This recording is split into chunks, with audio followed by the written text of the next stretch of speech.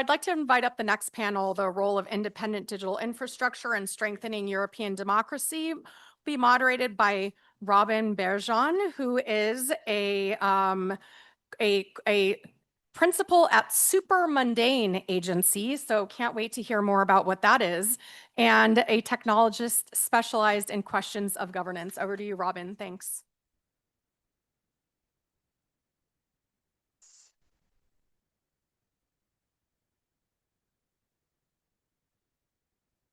Hello, everyone. Welcome to the panel on infrastructure and democracy. It's great to be here. And we have an outstanding panel aligned today. So I'm really excited to hear what these fine people have to say. Before that, allow me to frame the issue a little bit. So the title of the panel is The Role of Independent Infrastructure in Strengthening European Democracy. How do these things hang together? Well, infrastructure has always been powerful. By definition, it is hard to replace, it is useful across all of society, and it is able to set rules for its users. This isn't new at all. So, if you own the road, then you can tax people who use the road. If you own energy, you control literal power. So in the pre-digital world, way back then, people like me, born in those ancient times, remember, we developed ways to govern that power so that it would not undermine society. It was imperfect, but we did it. But we didn't develop that governance for, as digital became mainstream, as it sprouted an onslaught of new infrastructure. And what I mean by infrastructure in the digital space is, not just data centers and connectivity, but things like search and social and app stores and advertising ecosystems, mobile operating systems, browsers, et cetera, et cetera. There's a lot of it. And, as the internet itself became the infrastructure of infrastructure, this infrastructure shock of so much new ungoverned infrastructure happening disrupted our ability to govern essentially everything. So now, quite simply, sovereignty is the ability to set your own rules within your own jurisdiction, right? But when the rules set by the infrastructure are more powerful than the rules set by your laws, there is no sovereignty. And without sovereignty, there is no democracy. And so people everywhere are now realizing that tech is not actually about innovation. Tech is about power, and a society running on authoritarian tech infrastructure is an authoritarian society. So the question becomes, how do we reclaim that power, and how do we use it to strengthen democracy? And with this, I would like to turn to our brilliant panelists today and see how they will try to answer that question. And first, I want to go to Cristina. Cristina, you wanted to talk about a concrete industrial effort that you feel can push this in the right direction. I think just like every novel needs a villain, I'll be the villain of the conference because I cannot talk about what I was going to talk about without also picking up some of the discussion that has taken place here today. A lot of people in this room, there's a lot of consensus around the idea that, we need competition. We need to enforce more competition. I've been in competition for 30 years, and my concern, and the very reason why I think we need to do something else and more, is that competition doesn't do it. Competition hasn't worked. It isn't to say that it isn't a valuable value. It isn't to say that it is something we should do anyway, but to continue to say we need to achieve competition. And what we do is competition is not going to take us very far. And the history of the last 15 years is very clear. We haven't moved the dial very much. We're here talking about the power of the monopolies. We haven't remotely succeeded with 15 years of enforcement in doing a single thing. The reality on the ground has not changed. So when we all talk in the bubble and we pat ourselves and we say we've done all these great cases, the reality is it hasn't changed anything on the ground in Europe and in the US. And unless we accept this reality that competition and regulation are also incapable fundamentally of breaking power, we are not making much progress. A final thought on this. When we talk about regulation as being one way that if enforced, it would really challenge the monopolies. You know what the monopolies really think? That regulation is just a bit of a nuisance. I've been in those tents. No one there is scared. No one there is shaking. They just think, well, yeah, okay, throw them something. It's a bit of a thing. They'll nibble us at the margin. Regulation, even if implemented, which it isn't, will not change the power. So that is the starting point. And if anyone wants to smell the coffee around, that is where we are. And it is an unpopular thing to say, but it is. Digital rights enforcement has done nothing, achieved nothing. Competition enforcement has not achieved much or anything. All of the cases, I was with Jonathan Cantor, who mentioned this morning the AdTech case. We knocked at the door of DigiComp in 2017 and said, there's a great case. What, who, Texas, who, when, where? We are in 2025, the AdTech case is still unresolved. And we clap the commission for giving Google a fine of a day's revenue and telling them to come back with a remedy. Come on. This is not going anywhere. So in this world, what preoccupies us, I think, is where is Europe as a continent? What is our economic model? Is it viable? Look around, Mario Monti screaming from the rooftop saying, our economic model is tanking. Germany, the lowest productivity, the biggest loss in manufacturing in the last month. Cars were being killed by China. I mean, there is a whole economic model that is tanking. And one of the reasons and one of the weaknesses is our dependency in every single sector, including digital. So I'll get to the point and I'll try and be brief. Why does sovereignty matter? I don't view it all solely as a value, democracy, gaining. It's an issue of economic viability of a continent. I see it as an industrial project. We need to absolutely accompany whatever regulation we want to do, because I'm not suggesting we abandon it, with a plan. And who is going to do anything in practice to try and reduce our dependency from the big tech companies which own the continent, which own our infrastructure? Who is going to do it? The European Commission? Who is going to do it? DigiConnect? Or is it going to be industry investing somewhere? Because the only thing that can possibly change anything is somebody making some money investing into something. I'm not waiting for the European Commission to design a digital map of the future. God preserves us from that. But I'm looking at business to get out of the reverie, to be funded by private capital, which exists. There is a ton of private capital. Since I started Eurostack, I have family offices and I have VCs coming to say, we can do a fund of funds, we can support Europe, we can invest in that. So let's not just bleat and think it's all DigiConnect who's got to put money on the table. It's a question of do it. I mean, this is the extent to which I agree with Margrethe Vestager this morning. Do something. Let's do it. Let's not just say, and I conclude, it's always somebody else's fault. It is our customers don't buy our products. Why? Well, because maybe it sucks, but no, you think it's their fault. Or it's the Commission who doesn't do enough, or it's the Americans who are too good. I hear this, the Americans are too good, we cannot compete. Are you serious? This is the problem in Europe, and not competition. It's fine, can't do it. I've done it for 30 years, it doesn't do very much. Good luck. So that's a good introduction to the panel. We're going to go through each panelist to get their position, and then we'll have more of a conversation. But since we talked about villains, let's switch to a space that has lots of villains, right? Social media is dominated by knockoff Bond villains. Like, you look at Musk, you look at Zuckerberg, you're like, oh my God, they couldn't even make the cut in one of those movies. They have terrible products, And there's so much better than what they have. All these things are possible, and the fact that they hold together, the fact that they're still there, is really just about monopoly power, right?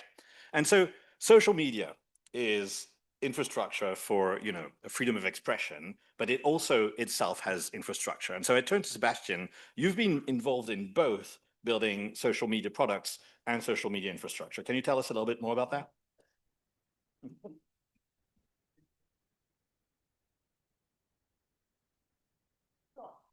It is on? No. How about this one? Yeah, that one's on. Okay, so it's test. No, still. Thank you. Yeah, I'm an app builder and a founder. You can tell by the white tennis shoes. So this will be more of a practical input. When building an app, there's a big difference between building a platform and building on an open protocol. Open protocol like email is an open protocol. So if you build a platform like, for example, Instagram, you basically have to build the entire thing around it. The hosting, the moderation, the storage, the algorithms, everything. And that's expensive and it's complex. And it means that at the end of it, it's all inside one company's walls, these walled gardens that these companies we talked about build. And you can't really compete with that as a small company, and users can't take anything with them if they leave that platform. And this is the main reason social media today looks the way it does. A few massive platforms dominating everything because nobody else can afford to rebuild this stack. So innovation slows down and public debate happens inside these de facto private spaces that we don't really control. The second problem I personally see with the traditional platform model lies in the business model that these platforms adhere to.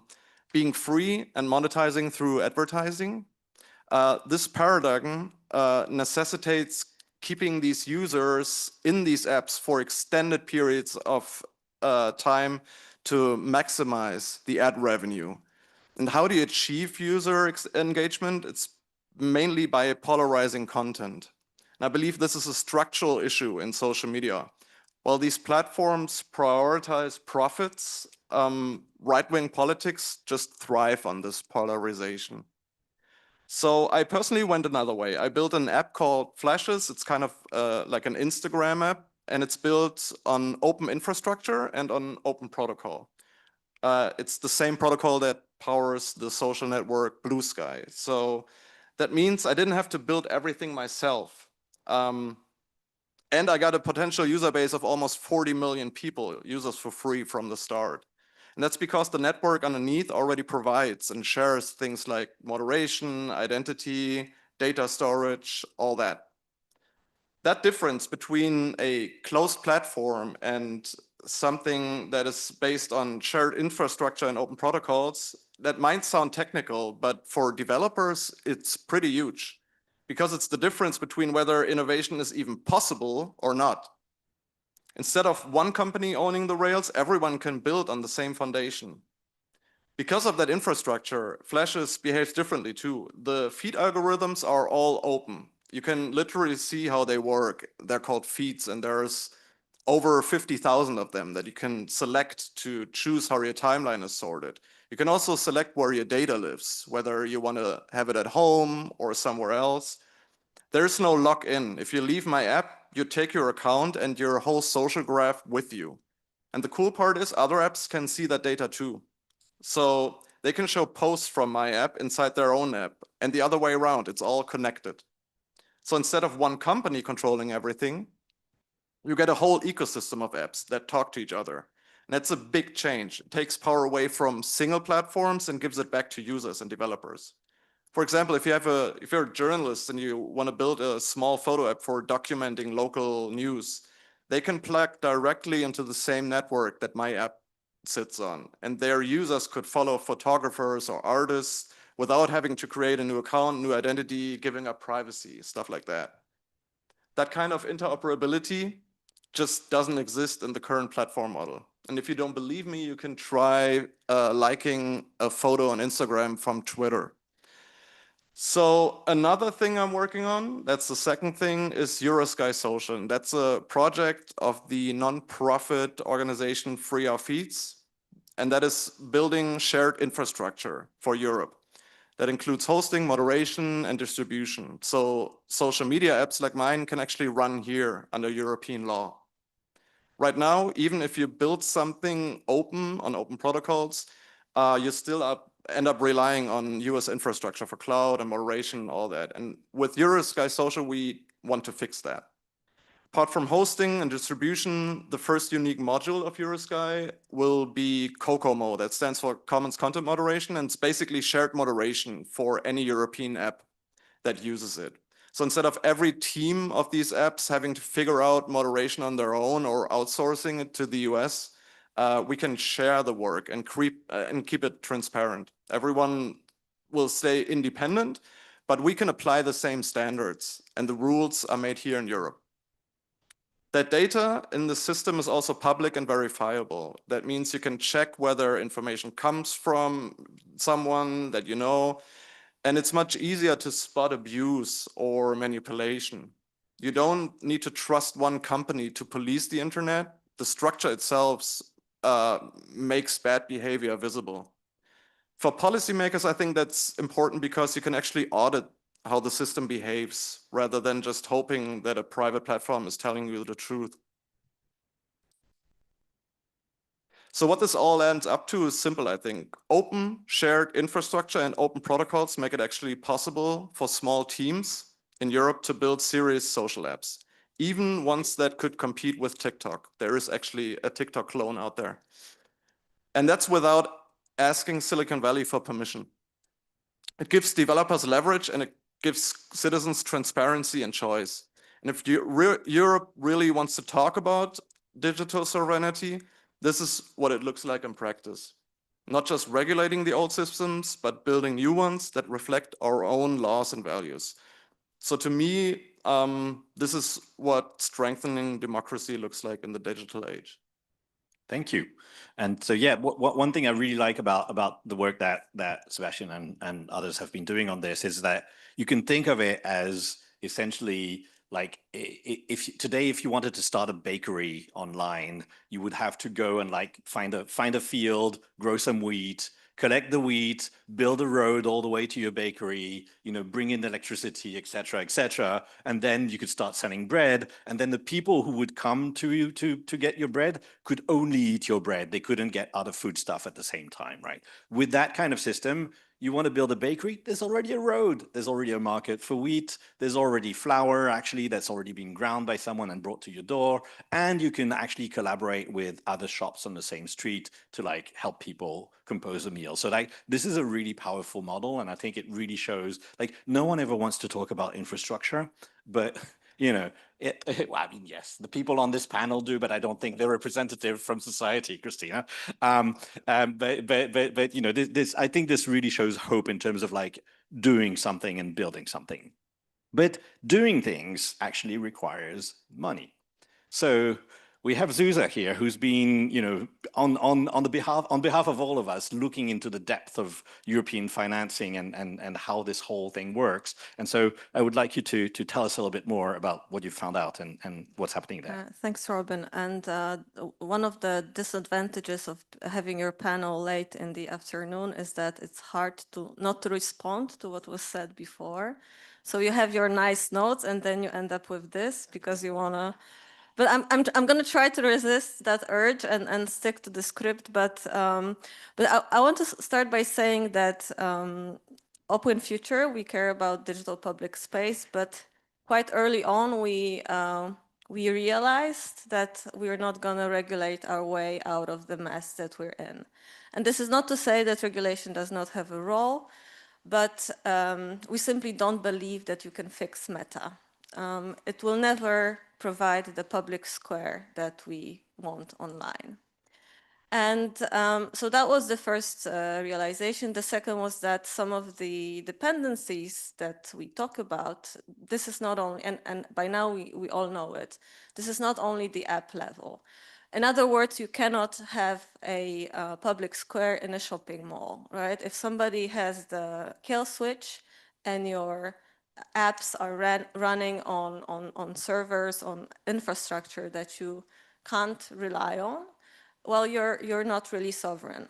So all of that should have been clearer earlier on by merely looking at the business models and at the funding approaches behind these companies.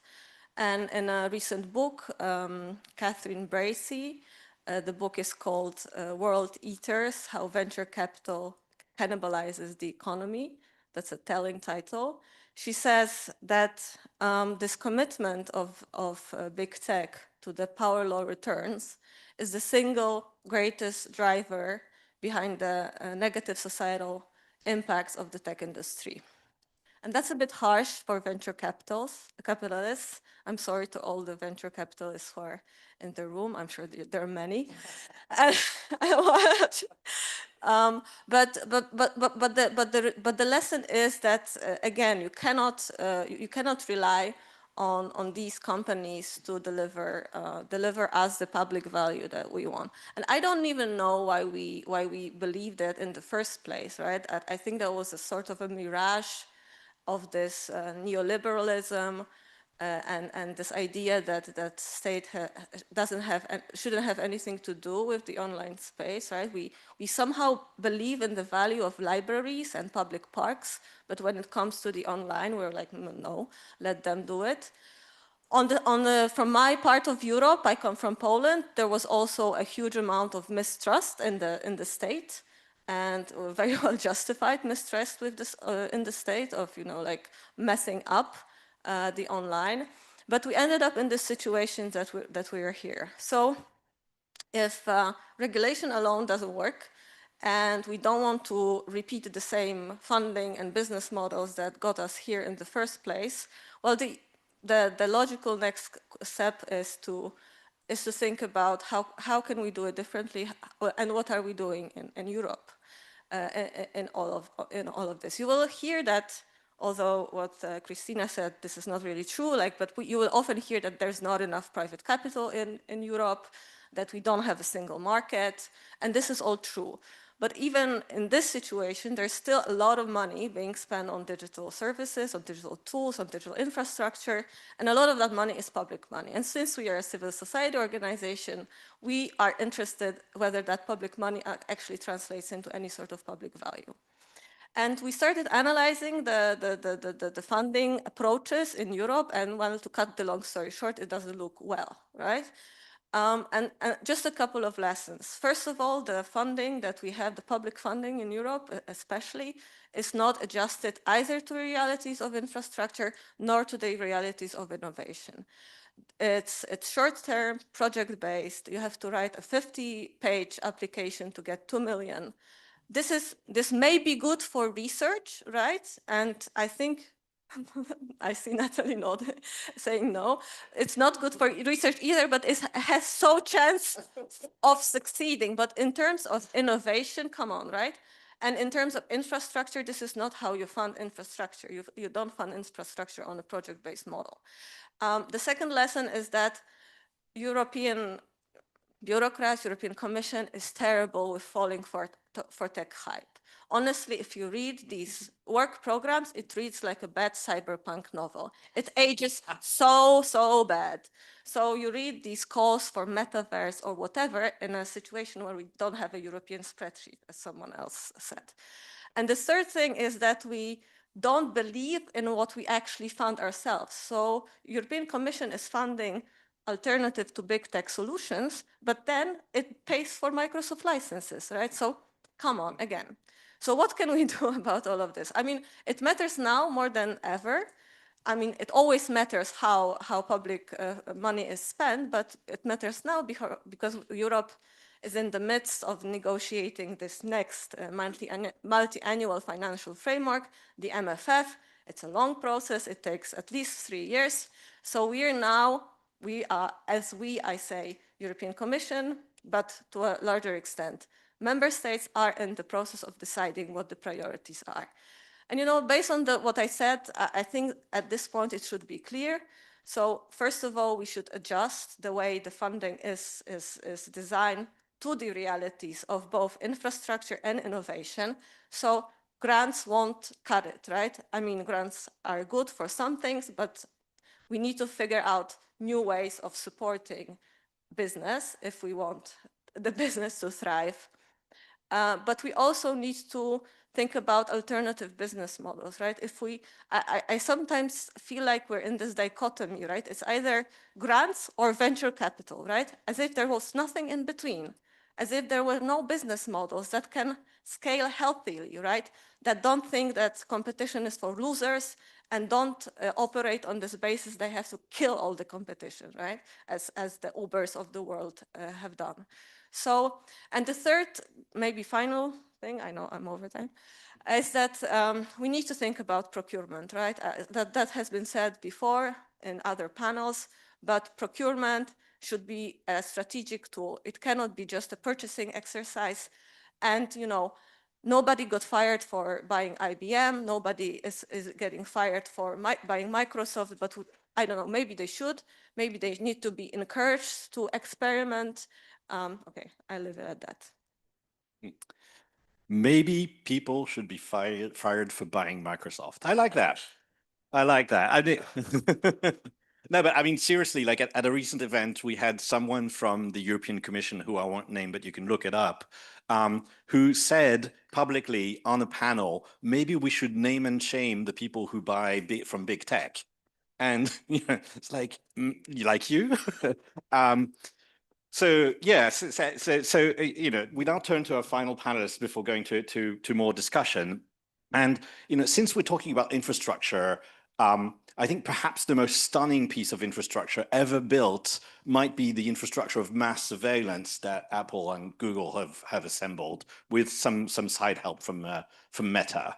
You know, we don't even pay attention to this anymore, but like we have ICE buying location data for literally hundreds of millions of people, which is everyone in the US in this case. We have data brokers who are selling off-the-shelf data sets for, you know, military personnel that frequents brothels or nuclear plant workers who spend too much time in casinos. Like the kind of stuff that you can do with this is, you know, next level state actor espionage at scales not imagined to date. And this infrastructure is like working really well today.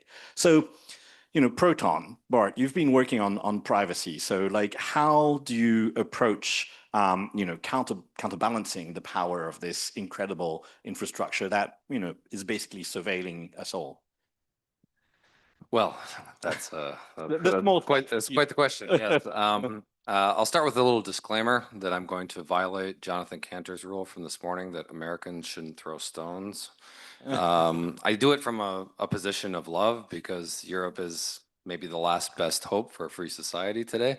But, you know, it needs some help, right? And I'll be very brief about Proton. In case you don't know, we develop a suite of privacy-preserving products in Europe. We encrypt lots of stuff so that we don't hold your data. You do. And we also have a business model which I wouldn't call revolutionary because it's not in anything but the internet, but we sell services to consumers who pay us for them, and that is how we make money, including some businesses. I know it's wild, right? Just complete wild, yes. And we've also run our own infrastructure for now 10 years. We started with one server, and now we have more than 0.5 megawatt worth of servers in multiple, you know, more than 3 data centers around Europe. And you know, the reason we did this early on, it did not save us money. I promise you that. Now it does, actually, but early on it did not. And the reason we did that is because we were afraid of getting shut down by big tech who didn't want to. And this was not an idle threat. I mean, it never happened to us, partially because we took precautions. But, you know, Cloudflare, which, you know, even 10 years ago shut down some very nasty people from the internet, but that is a lot of power. And I think one thing that a lot of governments miss, Europe included, is that, you know, you build something where you can shut down viewpoints, even odious ones. Well, next time somebody else is in charge, they can shut you down too, right? And this is a bad situation to be in. And so we started it with our own infrastructure precisely to sort of insulate us from this kind of threat. Big tech has sort of, it has several natural monopolies and scale. And with all due respect to previous panelists who said that we could have, a search engine in Belgium and something, I'm really sorry to say size does matter, okay? And scale matters. And, Europe is just too small. I mean, yes, the Lilliputians did capture Gulliver. He was asleep at the time, so I don't think it really counts. And 99 times out of 100, that's not going to work. Okay, if you want to compete with Microsoft, if you want to compete with these, with Google's, if you want to compete with other things, you have to have resources to do it, right? Sometimes I get the sense, I mean, I'm not a policy guy, I'm an engineer. We like to build stuff.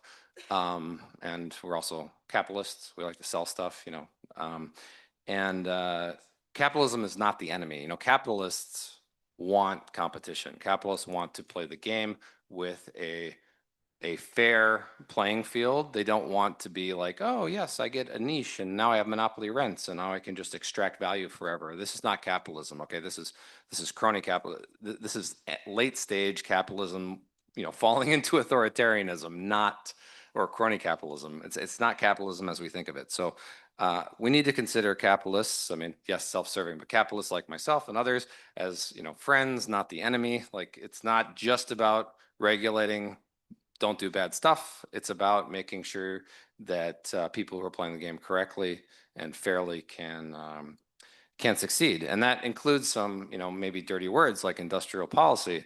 I wish I could talk about friendshoring, but Europe really has no friends anymore. I'm sorry. But this is something we have to consider. Another thing, deregulation is even more dirty word, right? And regulation is a very good thing in many cases, but there is such a thing as bad regulation. And Europe, yes, in many ways there's a common market, but there's a lot of balkanization. No offense to the actual Balkans, who I know are also in Europe, right? But there's a lot of balkanization of markets, right? Today, if I wanted to sell a product managing sensitive data, which is kind of our ball game, right? We protect sensitive data with encryption.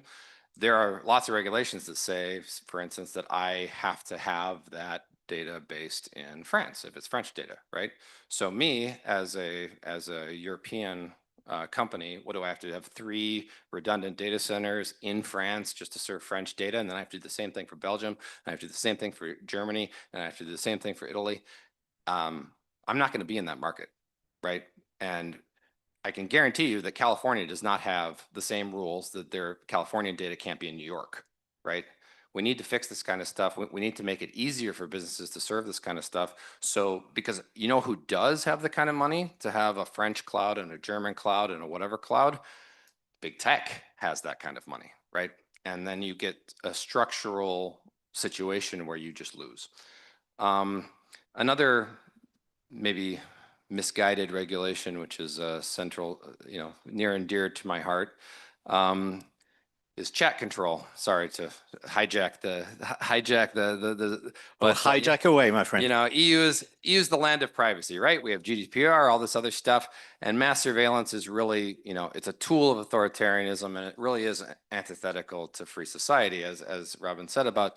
I used to have this joke, which is a lot less funny than it used to be, that Facebook and Google built the most sophisticated surveillance network in the history of humanity, and they do the most American thing ever with it, which is to sell you shit you don't need, right? But the existence of these networks is actually an existential threat to free society, because the wrong person gets in charge, and if you can't think, you can't communicate, you don't have free society anymore. Like, these things should simply not exist.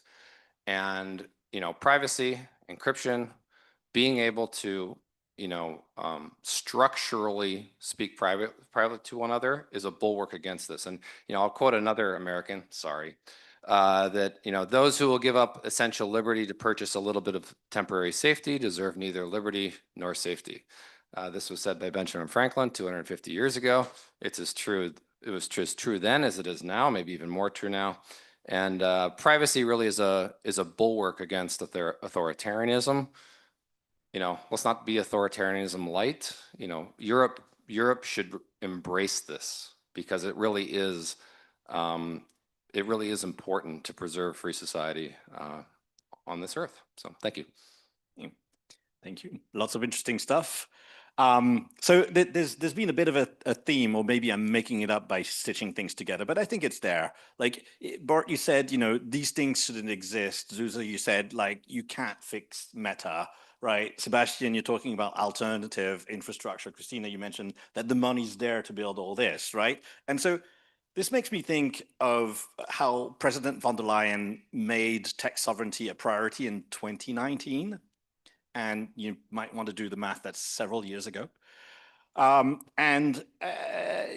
We can't tell any effect, any impact of anything that's happened from that priority. A lot of it has been about taming big tech. And, in practice, we've seen it discussed many times over today, like these companies are enemies of freedom, they're enemies of democracy. So why should we be talking about taming? We have alternatives, we have the tech, we have the products, we have the money. Why are we not talking about obliterating big tech? Is that something that any of you feels that we should be stepping into? I mean, I'm not sure how Europe is going to break up American tech companies. That should be the U.S. government's job in a perfect world. But I mean, that is what should happen in many of these cases. I mean, it's not going to happen, but in the meantime, we have to do what we can, right? One at a time. Yeah. What we can all talk about how in a magical thinking world, we would like to tame them and obliterate them and break them up out in whatever direction. But it isn't going to happen in any kind of serious timeline that I can see. That's the reason why I think that as Europe, it is super important to, yes, let's tame them a little bit, whatever, but we build something else in parallel, which is not going to replace them, because they are not replaceable. We are not going to rip up. I remember I did an event with Meredith Whittaker about, I think you were there, Robin. Barry certainly was. And Meredith, a year and a half ago, was, we were all talking about big tech dominance. And indeed, we're talking apps, we are talking social networks, we are talking search, we are talking ad tech, we're talking all of this kind of upper layer. And Meredith said, you Europeans are so quaint. You spent years thinking about this stuff up here. And what you haven't seen is that the Americans have said, okay, we are going to come and throw you something over there. But we are digging, covering your continent in data center, in cable, in connectivity, in compute. And that's ours. And you haven't even noticed. So the reality of it is that there is an infrastructure, which I don't call only, for me, infrastructure doesn't end at the sort of the data, the apps and all that. It's hardware as well as software. There is an entire infrastructure. We are wall to wall a digital colony with data center, with cable, with connectivity, with software, which we don't own. So unless we wake up and start building something and the money is there, we are going to shrink. The direction is shrivel. There isn't another direction. Shrivel is the future. So, I mean, okay, we can tame them, but that's pointless to some extent. They are not going away. We are not going to break them up. We are not going to obliterate them. Show me a path. And so precisely, I don't think that obliteration necessarily means regulation. You went straight there. It doesn't have to be breakup. It can just be build better things that win in the market, right? And so with that in mind, like Maricha made this good point earlier today that the Ukraine became a leader in drones under pressure, right? Very significant pressure indeed. How do we increase the heat? And like Sebastian, for instance, you're one of these people building alternatives, but funding has been hard to get. Support has been challenging to get. How do we increase the heat to build European digital infrastructures and, alternative products that go with them when, everyone seems to be waffling around and like waiting for like the Russian border to move, you know, closer to Brussels.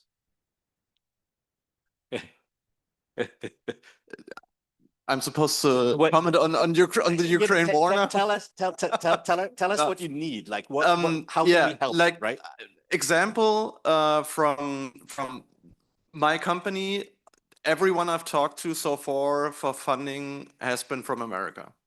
Every VC I've talked to has been from America. The German VCs I contacted, I got no callback.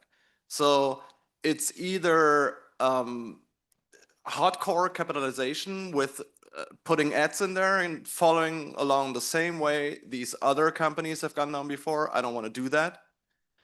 Or try to thrive in a shared infrastructure, which is I'm currently trying, because I think it's the right thing to do for a democratic product. We don't need to maximize capitalization out of every product, especially when it comes to social media, because it's so important for democracy. I think it would be the wrong thing to do to follow these polarizing algorithms again, just to drive engagement in that.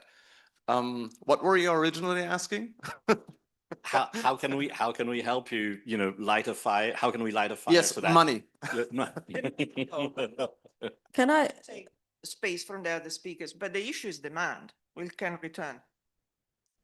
Yeah, can I jump in on that? Because we seem to be in a sort of like a schizophrenic situation, because on the one hand you ask us about how we can increase the heat.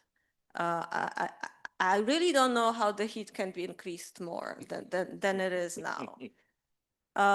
So on the one hand we are like everybody literally from the Greens to the right wing, they're talking about sovereignty. So it's not like it's not on the radar.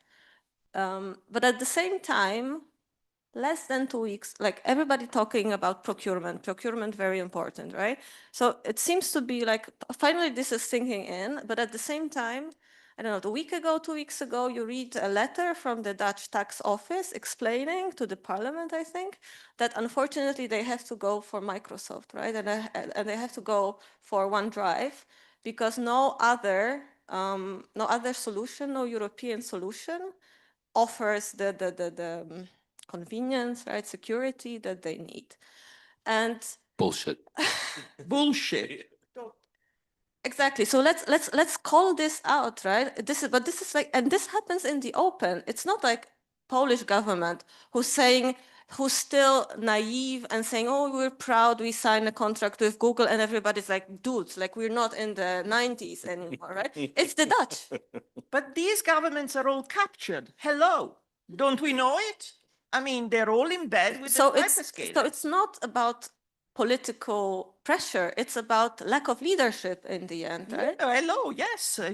And as you said, it's demand, because I mean, I'm not going to say that Microsoft's been building, say, enterprise email, calendar, other features for what, 30 years now, 40 years. I mean, we're not there. We're not quite there yet. We have a product that we sell to businesses. It tends to be small businesses now, but you know, we're building it rapidly, right? Maybe we should have, you know, if the demand was there and we had, and the procurement was there, you know, and maybe those governments, maybe those businesses, maybe they could suffer a little bit. If you want to make the Ukrainian analogy, the Ukrainians are certainly suffering. Maybe they could suffer a little bit, but to support efforts within Europe that maybe don't have, I don't know, the fanciest mail merge option that you can think of and that Exchange supports, but will do the job. I mean, OneDrive certainly, you know, come on, basic functionality, that's something European solutions can do. And yeah, you know, contracts would help a lot in This is the that. point, because when you talk to people who are actually building, for example, data center, there is the narrative of the hyperscaler that says, what do you Europeans need little cute guys data centers for? We can build them all for you. And I'm like, no, sorry, want to build my own. And the guy who builds the data center, I won't name names, he says, Cristina, I don't need cash. I don't need cash from the European Commission. God's helping me. But What I need is demand. When I build a data center, my question is, can I put a customer, a European customer in there, or do I need to have Microsoft as a tenant? That is the only question, and it is the question on the gigafactories. Do we have anyone who's European, or is it full of Microsoft server and NVIDIA chips? This is the question. If governments, which are all captured, started instead being told, now you need to buy European, then demand would arise, and the private sector too. Fortunately, some of it is moving because I get private sector company saying, this Eurostack thing, we don't want to have all our data with Americans. Can you find us a cloud? I mean, I don't make a penny out of this, but the reality is that companies are waking up. If demand is there, pre-procurement is there, then things can happen. Not, you know, mañana we regulate. And to be honest, oh no, it's back. To be honest, I have to debug my children's Teams accounts almost every day because that's where they get their homework. Like, I don't think that the competition isn't there. I use Proton. Yeah, it's missing some features. I use a number of other products as well. Like, I don't think it's that hard to compete with Microsoft on a lot of these things. I mean, Teams is Internet Explorer Redux, right? They give it away for free. You get it for free with your bundle. There's nobody who likes Teams. I saw a meme that was that basically had it was reacting to a car company, I forget who was going to integrate Teams with their car, and basically said, "I am going to go on a killing spree if this happens because this is the definition of hell," right? Nobody likes Teams, but it comes for free with the bundle that you get with all this other nice stuff that they've been building up for 30 years. And yeah, is it convenient? Sure. There was a competition case for 5 years on Teams. Is it anti-competitive that it comes with the bundle for free? I mean, we sell bundles too, We said but for nothing, and it didn't do anything, it's not going to change anything. Just saying. yeah, I mean, I think bundles themselves aren't fundamentally anti-competitive, but you know, but when you're a monopoly player, they are. Exactly. Okay, so let's maybe recap, because I think it's really important that we that everybody gets the message, right? It's not about lack of the solutions, right? It's about capture, government capture, and it's about lobbying, right? And unless we tackle this, we can have amazing European solutions. If they are not bought and then used, we will get nowhere. I mean, we got, this was 5 years ago, and it mattered a lot more to us at the time, right? But I think, got a 2020 Horizon grant from the EU. I forget what it was. Maybe it was $2 million or something. And even at that time, we spent a lot of time on the proposal and things like that, and we were not entirely clear that it was worth the time to get it. I mean, we did, and certainly, yeah, exactly. And certainly somebody buying Proton Drive from us, a lot of it would be a lot more useful than that $2 million. So the conclusion basically at this point is that people should really get fired, especially politicians, for buying Microsoft. I mean, I don't disagree. I don't disagree. And with that in mind, like shifting a little bit to a slightly different topic, like we've heard, like Roger made great points about AI in the previous panel. You know, it really is a normal technology at best, right? We can maybe hope, you know, with an optimistic estimate that LLMs will amount to maybe 5% of the value of the entire tech stack, right? At tops, right? And you know, we also know that you could build the absolute best model in the universe in Europe, and without demand, without access to consumers, it would come to nothing. It would just be something sitting on the shelf gathering dust. Actually, we have several of those. And so despite that, we see the same politicians that we were talking about earlier, like who are jumping on it like with like billions of euros, like kittens on crack. And so do you have any sense of how we can shift that funding towards productive users, to productive applications, so that we you know, because the money's there, obviously, but can we do something about that demand? I think someone like twiddles something when we speak, so. Thank you. Yeah, it's complete madness around the AI, and I think the only strategy that makes any sense right now is that because everything is called AI, we try to direct that money towards something useful. Because honestly, if you read into what these billions of euro are supposed to fund, it's unclear, right? It's totally driven by this mirage again around AI, and we've heard on the previous panel how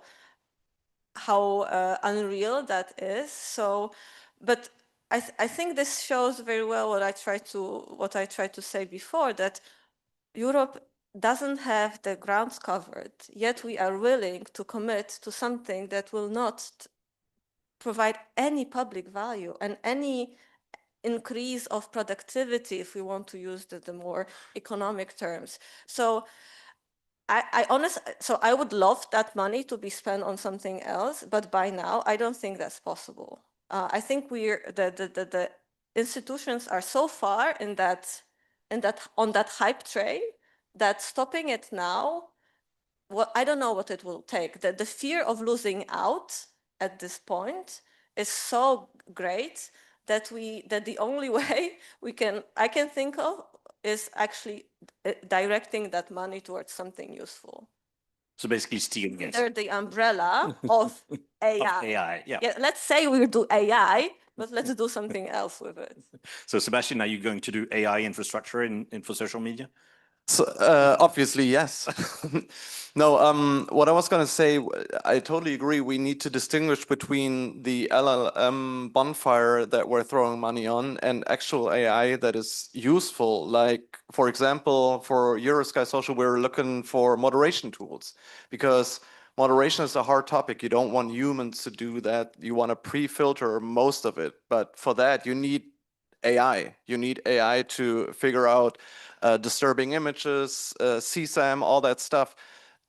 The thing is, actually all of these solutions are US-based. There's no European company that I know of that does decent content moderation with AI. So we're again stuck with a dependency that we cannot resolve by now. So this is something that I would say put money on. Like, take it away from LLM stuff and put money on moderation tools. Yeah, it's still AI. That's true. One thing I wonder about is when you look at investment in AI, you immediately have to switch to a mode where you're investing in a stack, because like you can't invest in just one thing. You have to look at like infrastructure levels, at least if you're doing it slightly more professionally than the European Commission. And so I wonder if that's a way, perhaps, a gateway drug, as it were, to explain to these people that the same models could apply in other systems. So like, as Sebastian was talking about, like you can have a social media product and social media infrastructure that are separate. I wonder if that is something that could help eventually get there. Bart said that you couldn't have a Belgian search engine. I actually disagree. You could, if you had search infrastructure separate from search products, you could actually specialize for Belgium in ways that have scale, but also have like meaningful local applications. Do you think that is a model that's potentially worth pursuing with people who have those funds, or it's absolutely hopeless? That's for me. Okay. That's for whoever wants to take it, but you seem to have an idea. So I don't think you couldn't have a Belgian search engine. I don't think it would be very good. Nor do I think Belgians are parochial enough to need a Belgian-specific search engine, and I just don't think you have the scale. I mean, at the end of the day, the unit that can compete economically with the US and China is Europe. It's not France, it's not Germany, it's not Belgium, it's not Italy by itself, it's not Poland, it's not any of this, it's Europe. And there's a lot of economies of scale that unless it's Europe, it's just not going to work. So when you say, Robin, words to the effect that can we convince them of, who is them? Who is them? Are we talking about, again, some sort of leprechauns hiding in some sort of cave? Who is them? We're talking about the European Commission, who in their infinite wisdom are doing things that nobody completely understands. They're designed at a desk in Connect. Nobody completely get what they're doing. And everybody looks perplexed. That is the reality. Okay, so I think that the notion that we somehow, the people, could convince them, unless you show up with you know, and your Brad Smith and your Microsoft or your Apple, etc., nobody will even receive you. So the reality is that I think the only thing that makes sense is to create some bi-European opportunities and fund it privately, because the Commission isn't coming out to play. They'll continue to fund crazy stuff. I do not see that funds, you can label it AI and they will do some other crazy stuff. Hundreds of millions for meeting. We'll go to Barcelona, take selfies and put it on LinkedIn, which is the purpose of many of these activities. So, I mean, let's not be delusional. I mean, the money is there. I know that VCs are difficult to tap, but there is a momentum now because people are beginning to say, well, you know, Europe has got a lot of demand for this stuff. Maybe we should pump money into it. I hear it all the time. Family offices who've got billions around, they're saying we can do a fund of funds. So it's not desperate, but I ain't gonna go with cap in hands to DG Connect and say, will you just do this for me? Forget it. That's the reality.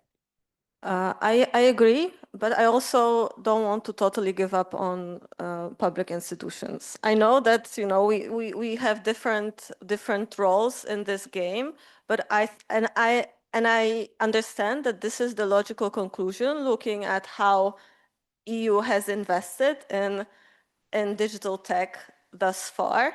But I think we should try at least to use this momentum also to steer that, because otherwise we can simply, you know, dissolve it. So I think, and maybe if I make a call to action right now, is that civil society is pretty good at following legislation. We're good at the, you know, at going to the hearings and tabling and trying to make other people table amendments. But in terms of this MFF negotiations, we know nothing, right? This is like a process that takes place every 7 years. So, you know, the cycles are longer.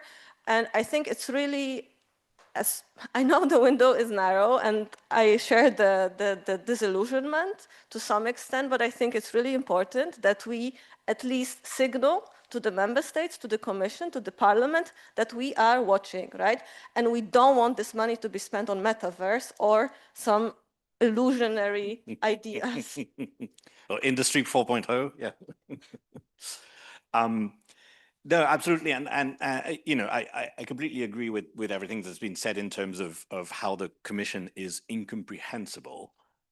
Their focus, their ideas, whatever they say, is ungraspable and impossible to understand. As an engineer, we have something that's called black box testing, where like you might not understand what's happening in the black box, but like you press buttons in a deterministic order and you see how you can change it. I think maybe the Commission could work that way, right? If we press enough buttons, eventually maybe we get something out we don't know.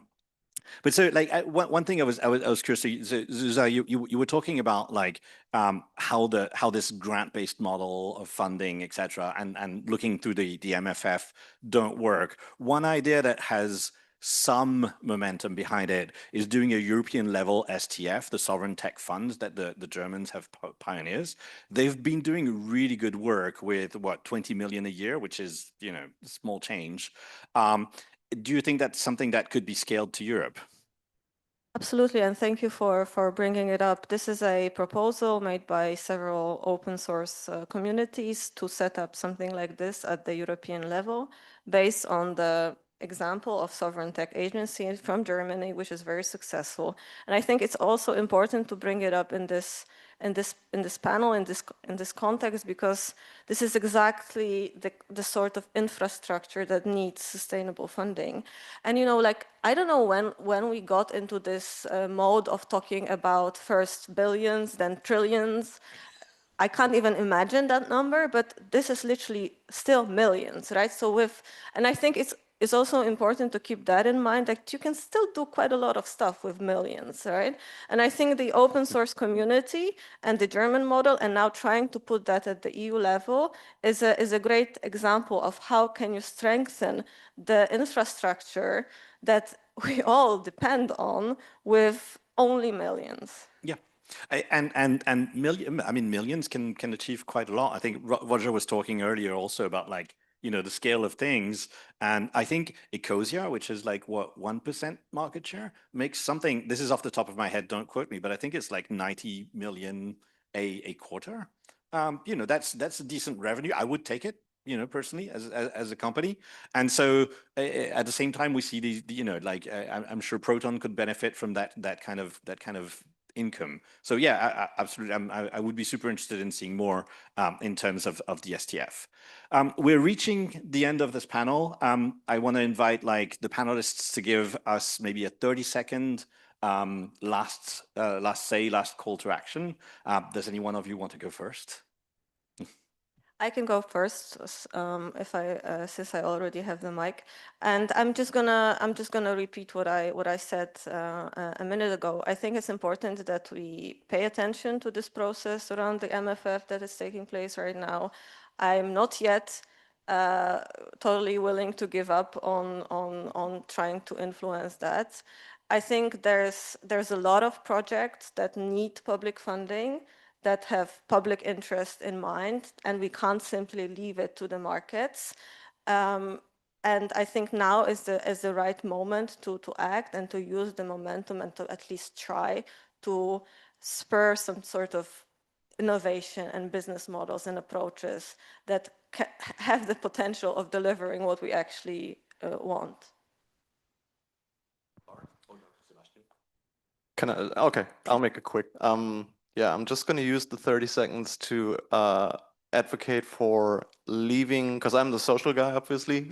So I'm advocating for leaving these traditional platforms, especially X, but also the others that have just fallen to the right. They're undemocratic, and there are alternatives out there. So may that be Mastodon or Blue Sky, just use those for now, I say.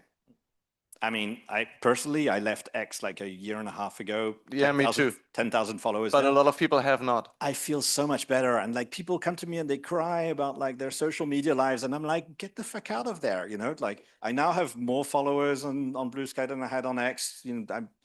I'm just hearing from the people I like. It's much better. I will take that bubble over a Nazi bubble any day. Bart? Sure. So privacy matters. It really does. And Europe should make a decision on this. Like, I hate coming back to chat control because it's not the subject, but it's a zombie policy. It gets resurrected every time the European presidency changes. Europe, it should just die. It should die for good because free society is worth it. And also, yes, Europe, please buy European stuff. It'll get better.